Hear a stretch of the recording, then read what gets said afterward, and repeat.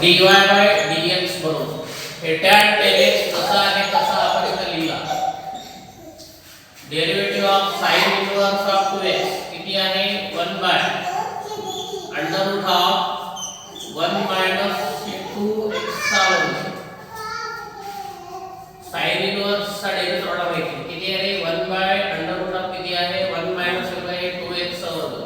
आणि पुन्हा काय केलं पाहिजे इथं जो 2x आहे त्याचा डेरिव्हेटिव्ह काढला पाहिजे हे 2x डेरिव्हेटिव्ह काढला प्लस आता इथं काय करायचं आपल्याला sin इनवर्स ऑफ 2x जसा आहे तसं लिहायचं आहे आणि tan x चा डेरिव्हेटिव्ह पाहिजे. डेरिव्हेटिव्ह ऑफ tan आपल्याला सर्वांना माहिती आहे. डेरिव्हेटिव्ह ऑफ tan आपल्याला sec2 tan x आहे. sec2 tan x आहे आणि परत काय काढायचं तुम्हाला डेरिव्हेटिव्ह ऑफ tan x काढायचं. डेरिव्हेटिव्ह ऑफ काय आहे tan x काढायचं. डेरिव्हेटिव्ह ऑफ काय आहे tan x dy by dx बरोबर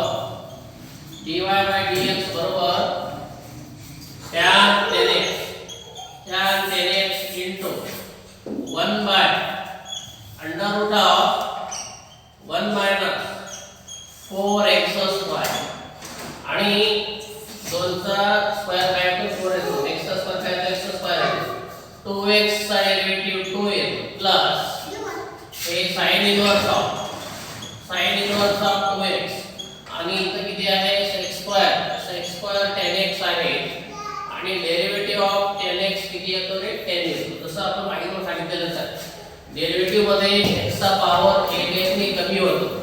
ओके आता बघा हे dy by dx बरोबर काय झालं बघा पहिले काय करायचं कॉन्स्टंट टर्म आहे सुरुवातीला घेतला आपण इथं पुन्हा काय लिहायचं tan x अपॉन किती आहे इथं 1 मायनस किती 4x स्क्वेअर आहे प्लस आता आपल्याला